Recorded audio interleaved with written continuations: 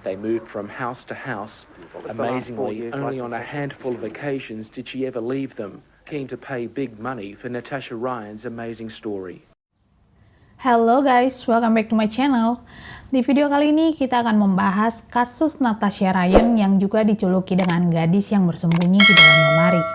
Natasha Ann Ryan lahir pada tanggal 9 Mei tahun 1984 di Rockhampton, Queensland, Australia. Ayahnya bernama Robert dan ibunya bernama Jenny. Dia juga memiliki saudara laki-laki yang bernama Chris dan saudara perempuannya yang bernama Donna. Ayahnya Robert menikah lagi dengan seorang wanita yang bernama Debbie, dan setelah bercerai dengan Jenny, kemudian pindah ke Bundamba sekitar 3,5 jam perjalanan dari Rockhampton. Dan sepertinya perceraian orang tuanya berdampak pada kehidupan Natasha dan menjadi alasan dia berjuang menuju masa remajanya. Saat Natasha berusia 14 tahun, dia bereksperimen dengan berbagai jenis obat-obat terlarang. Dia juga berjuang sembuh dari masalah kesehatan mentalnya. Bahkan dia pernah mencoba mengakhiri hidupnya sendiri. Dia juga berkencan dengan seorang pria yang lebih tua darinya, yang berusia 21 tahun, yang sebelumnya pernah berpacaran dengan saudara perempuannya yang bernama Scott Black. Dan dia juga telah diskors dari sekolahnya, dan sepertinya dia tidak benar-benar menikmati kehidupan sekolahnya. Natasha juga sering bertengkar dengan ibunya dan juga pernah beberapa kali melarikan diri dengan pacarnya, dan setiap kali dia ditemukan, dia selalu bersama dengan pacarnya Scott Black. Lalu pada tanggal 31 Agustus tahun 1998, seperti hari biasanya ibunya mengantar Natasha ke sekolah, tapi Natasha tidak hadir di kelasnya hari itu. Sorenya ibunya datang menjemput Natasha ke sekolah, tapi putrinya juga tidak ada di sana. Dia berpikir mungkin Natasha sudah pulang duluan, jadi dia tidak merasa khawatir dan kembali ke rumah. Setelah tiba di rumah, dia juga tidak melihat Natasha dan dia akhirnya memutuskan untuk menelpon polisi, melaporkan putrinya yang berusia 14 tahun telah menghilang. Awalnya mereka menganggap kalau Natasha mungkin melarikan diri dari rumah sama seperti yang dia lakukan sebelumnya. Tapi hal ini memicu sedikit ketakutan karena dia tidak juga kembali dan sesuatu yang buruk mungkin telah terjadi kepadanya. Polisi mulai melakukan pencarian di seluruh kota. Polisi juga menanyai keluarga dan teman-temannya. Ada seorang saksi yang bilang kalau dia melihat Natasha di luar bioskop, dia terlihat bersama dengan seorang pria yang lebih tua. Polisi juga menanyai Scott Black, pacarnya Natasha, karena sebelumnya dia pernah membantunya melarikan diri. Tapi dia bilang kalau dia tidak pernah bertemu dengan Natasha semenjak dia menghilang. Polisi melakukan pencarian secara ekstensif, lebih dari 100 sukarelawan memberikan waktu mereka untuk membantu pencarian. Mereka juga membakar area semak belukar dengan harapan mereka dapat menemukan Natasha. Pencarian itu juga menghabiskan biaya sekitar $400.000 untuk membayar pajak untuk mendanai pencarian mereka. Polisi bahkan mulai berpikir mungkin mereka sedang berurusan dengan serial killer yang ada di daerah itu. Karena selain Natasha, ada juga gadis lain yang menghilang dari area Rockhampton. Dan Natasha adalah wanita pertama yang menghilang. Dan ada seorang anak kecil yang berusia 9 tahun yang bernama Keira Steinhardt yang saat itu sedang berjalan pulang dari sekolahnya. Sebenarnya ini baru yang kedua kalinya dia diberikan izin oleh orang tuanya untuk pulang sendiri, dan dia memutuskan untuk melewati jalan pintas melalui tanah kosong. Tapi tiba-tiba dia dipukul dari belakang, lalu dimasukkan ke dalam mobil. Dan keluarganya menyaksikan kejadian itu. Mereka lalu menelpon polisi dan polisi tiba setelah 20 menit. Di mana pria itu sudah membawa Keira dan sepertinya keluarganya hanya menunggu polisi datang tanpa melakukan apa-apa pada saat itu. Dan tentu saja hal ini membuat orang-orang di Rockhampton marah dengan keluarga Keira yang tidak melakukan apa-apa. Seperti membiarkan putrinya dibawa oleh orang lain dan hanya menunggu polisi datang.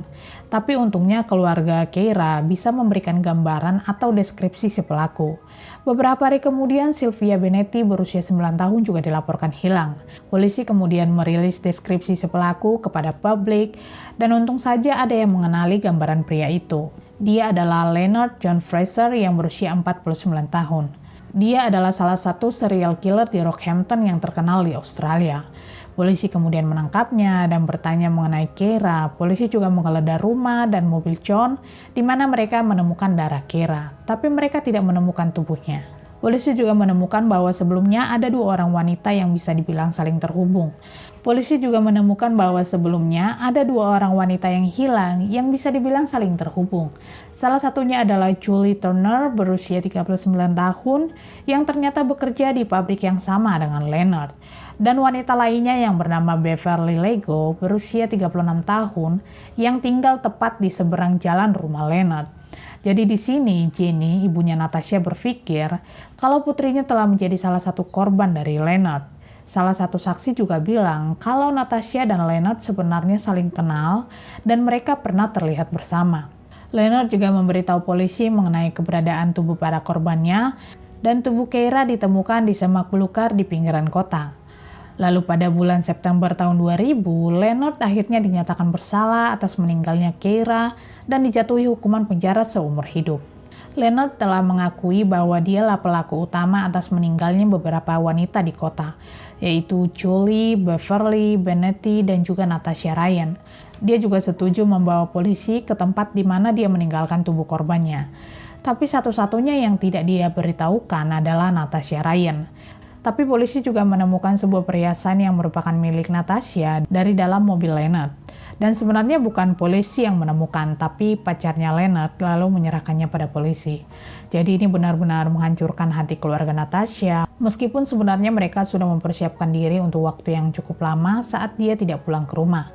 Dan akhirnya Leonard didakwa atas meninggalnya Beverly Lego, Sylvia Benetti, dan juga Natasha Ryan. 3 tahun kemudian, pada tanggal 11 bulan April tahun 2003, pada hari persidangan, semua orang terkejut setelah mendengar kabar kalau sebenarnya Natasha telah ditemukan hidup dengan sehat dan juga selamat. Jadi pada tanggal 10 April, sehari sebelum persidangan, polisi datang mengunjungi Scott Black yang saat itu sedang berkencan dengan Natasha. Dan setelah polisi menerima informasi anonim yang mengatakan kalau Natasha masih hidup dan bisa menghubunginya ke nomor ini. Dan tidak hanya nomor telepon, tapi juga ada alamat rumah yang diberikan. Polisi lalu pergi mendatangi alamat itu pada hari itu juga, dan benar mereka menemukan Natasha Ryan di rumah Scott Black yang jaraknya hanya 5 menit dari rumah Jenny Ryan atau ibunya Natasha. Polisi menemukan Natasha bersembunyi di dalam lemari dan dia mengakui kalau dia tidak disandra di sana. Dia melarikan diri dan bersembunyi di sana atas kemauannya sendiri. Dia juga bilang kalau Scott hanya membantunya dan memberikan dia tempat tinggal. Jadi di tengah persidangan, jaksa penuntut Paul berdiri dan mengumumkan di ruang sidang kalau Leonard tidak membunuh Natasha dan Natasha telah ditemukan dalam keadaan sehat. Ayah Natasha hampir pingsan setelah mendengar kabar bahwa putrinya baru saja kembali dari kematian. Setelah 5 tahun dia diyakinkan kalau putrinya sudah meninggal. Sementara ibunya Jenny saat menerima kabar kalau putrinya telah ditemukan, dia berpikir mungkin polisi menemukan putrinya yang sudah meninggal, tapi polisi bilang kalau Natasha ditemukan masih dalam keadaan hidup dan juga sehat. Dan sebenarnya sangat aneh ya, maksudnya kenapa Leonard mengakui kalau dia terlibat dengan kematian Natasha, sementara Natasha hidup dalam keadaan sehat. Kenapa dia bersedia dituntut atas kejahatan yang tidak dia lakukan? Hal ini juga yang membuat kita berpikir saat serial killer mengaku telah melakukannya, apakah benar-benar mereka melakukannya?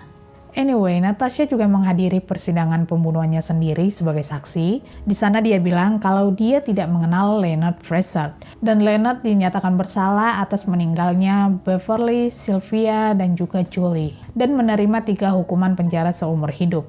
Tapi pada tahun 2007, Leonard meninggal dunia karena serangan jantung di penjara. Jadi selama 5 tahun, Natasha ternyata lebih banyak tinggal di dalam rumah. Dan kalau ada orang yang berkunjung ke rumah Scott, dia akan bersembunyi di dalam lemari. Dia selalu bersembunyi di balik tirai rumahnya dan tidak pernah terkena sinar matahari selama 5 tahun. Dia juga belajar melalui internet dan bahkan berolahraga di rumah. Jadi mereka membuat ruangan untuk olahraga. Selama 5 tahun, Natasha benar-benar menghabiskan waktunya dalam kesendirian. Bahkan saat ditanya kenapa dia memilih bersembunyi, dan dia bilang kalau kebohongan yang dia buat itu sudah terlalu besar. Dan mungkin saja sebenarnya Natasha ingin pulang, tapi karena dia sudah berbohong untuk waktu yang lama, dia memilih untuk bersembunyi. Sampai keluarga dan orang-orang berpikir kalau dia telah menjadi korban dari serial killer. Dan dia tiba-tiba muncul dan memberikan pengakuan yang mengejutkan. Bahkan dia bilang kalau dia merasa seperti terjebak dalam hubungannya sendiri. Saat itu Scott bekerja sebagai pengantar susu untuk menyokong kehidupannya dan juga Natasha. Dia akan pergi bekerja pagi-pagi buta dan mereka juga tinggal sebentar di Rockhampton. Kemudian mereka pindah ke Yepon yang jaraknya sekitar 45 menit dari Rockhampton. Dan setelah Natasha muncul, kabar ini tentu saja menyebar dengan cepat dan banyak orang yang marah dengan kejadian ini. Orang-orang bahkan menjulukinya gadis di dalam lemari. Mereka juga bertanya alasan dia melarikan diri dari rumah dan kenapa memilih bersembunyi di rumah kekasihnya. Tapi Natasha bilang kalau dia tidak akan pernah mengungkapkan alasannya kepada publik. Dan dalam sebuah wawancara, Natasha mengatakan, "Saya hanya merasa marah pada semua orang dan segalanya. Saya tidak ingin berada di rumah, saya tidak ingin berada di sekolah, saya tidak ingin berada di dalam kehidupan itu." Lalu pada tahun 2005, Scott didakwa dengan memberikan sumpah palsu di pengadilan pada tahun 2002 saat persidangan Leonard yang mengatakan kalau dia tidak mengetahui keberadaan Natasha. Padahal sebenarnya dia tahu kalau Leonard seharusnya tidak dituntut atas meninggalnya Natasha dan dia hanya membiarkan Leonard didakwa ekstra. Scott akhirnya dijatuhi hukuman 3 tahun penjara karena sumpah palsu, tapi akhirnya 12 bulan di penjara dan didenda $3.000 dan harus membayar $16.000 untuk biaya penyelidikan. Dan Natasha juga membayar denda sebesar $1.000 karena telah memprovokasi investigasi polisi. Sebenarnya kasus ini tidak hanya menggemparkan Australia, tapi juga menjadi berita utama internasional. Natasha juga membagikan ceritanya di media, dan tentu saja hal ini membuat banyak orang penasaran dan ingin secara langsung mendengar kasus ini dari sumbernya. Dia juga meminta media untuk mengikutinya untuk melihat kehidupan barunya. Tapi banyak orang yang menyalahkan Natasha. Dalam pencariannya membuat sejumlah besar uang pajak sekitar $500.000 terbuang percuma untuk mencarinya. Dan banyak orang-orang berpikir kalau Natasha harus membayar atau mengembalikan seluruh uang yang terpakai dalam pencariannya kepada pembayar pajak karena sebenarnya dia baik-baik saja. Selain itu, orang-orang juga tahu kalau saat Natasha muncul, dia telah diwawancarai di berbagai media dan menghasilkan banyak uang dari hasil wawancara tersebut. Tapi sepertinya dia tidak perlu membayar kembali uang yang telah digunakan. Saat Scott di penjara, Natasha tinggal bersama ibunya, dan saat dia keluar, mereka memutuskan untuk hidup bersama lagi. Mereka kemudian menikah pada tanggal 29 September tahun 2008. Mereka juga memutuskan untuk menjual foto pernikahan mereka sebesar $200.000. Dan mereka juga telah memiliki 4 orang anak. Mereka lalu tinggal di pinggiran kota Gracemore yang berjarak sekitar 9 km dari Rockhampton. Dan ibunya Jenny juga tinggal tidak jauh dari rumah mereka dan mereka juga sudah memiliki hubungan yang baik sekarang. Well, thank you guys for watching dan sampai jumpa di video selanjutnya.